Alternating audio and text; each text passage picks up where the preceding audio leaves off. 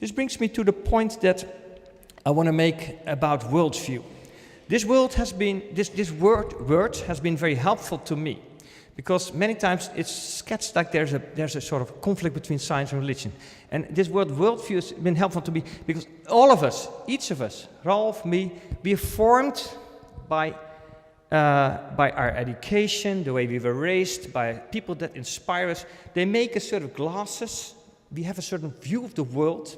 What is the most basic entity in there, and so forth. And we look at the world in a certain way. But you have to realize that that is a certain way. And you have to ask yourself the question, is that the correct way? Because there's different ways that you can view the world from basic principles. So to me, the worldview has been sort of helpful to think about this, because people suggest that there's a conflict between science and religion. However, my answer is no, there's no conflict between science and religion, but there's a different conflict, which is somewhat of a cultural conflict. There is a conflict between a theistic, Christian, religious worldview and a atheistic, secular worldview. These are different worldviews that that basically are started from different starting points and look at the same world in a different way. For fun, I made at some point in a book chapter a table like this, where I compared atheism with theism and their approach to, say, God or man or science or something like that.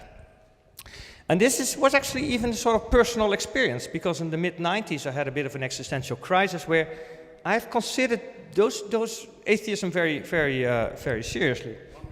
1 minute, then I move on quickly to these answers that the Veritas Forum asked me.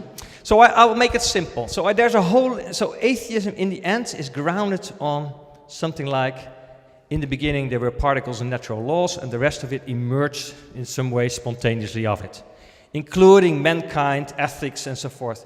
Theism starts with God. The first verse of the Bible, in the beginning, God was there, and he created everything that arises from that. Now, coming to these questions of the Veritas Forum. Why do I opt, and this is really a crucial slide, so I really have to spend some time on this, yeah, sorry. Why do I opt for this Christian worldview? Because I found this atheistic worldview failing for myself. I speak for myself, and we can't have the debate about it. There are many pointers. There's no evidence. I cannot prove to you the existence of God, but there's many pointers to the existence of God. In the outside world, say the laws of nature, there's a lawmaker, I think. There's a Big Bang, a beginning of time and history, fine-tuning of the universe, and so forth. They point to me to a provident God who intended this universe with humans to exist. But more importantly than that, Pascal said the heart has its reasons that the mind knows nothing of. I have in myself a strong inner sense of purpose. I cannot simply convince myself that this whole world has no meaning at all. And I find that an emerging phenomenon in myself, which might be an illusion, or it might be true. And the same thing for my experience of God, the dignity of man, altruistic goodwill, my sense of personality, free will. According to atheism, these are all illusions. And for this reason, I cannot take atheism as a convincing worldview. And I come to this Christian worldview, which makes a very coherent and robust understanding of all these phenomena. This is a key point in my conviction for Christianity. So for the 3 questions posed by Veritas Middelburg, how do I approach science and why?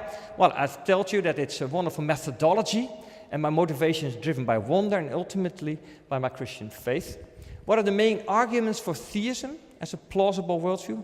I just try to explain that to you, that there's many pointers to the existence of God, particularly the reasons of the heart, this inner conviction of meaning, which I all have to put as a sort of illusionary and atheist worldview, which I cannot convince myself of.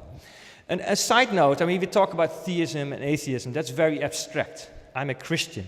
I'm a Christian which goes one step beyond the fact that I'm merely a theist. A theist is somebody that believes that there's some God or something. I'm a Christian, I'm a follower of Jesus Christ, who has really said really fascinating things like love your enemies and your sins are forgiven, and I'm the way, the truth, and the life, and so forth. So it's way beyond this initial debate about theism.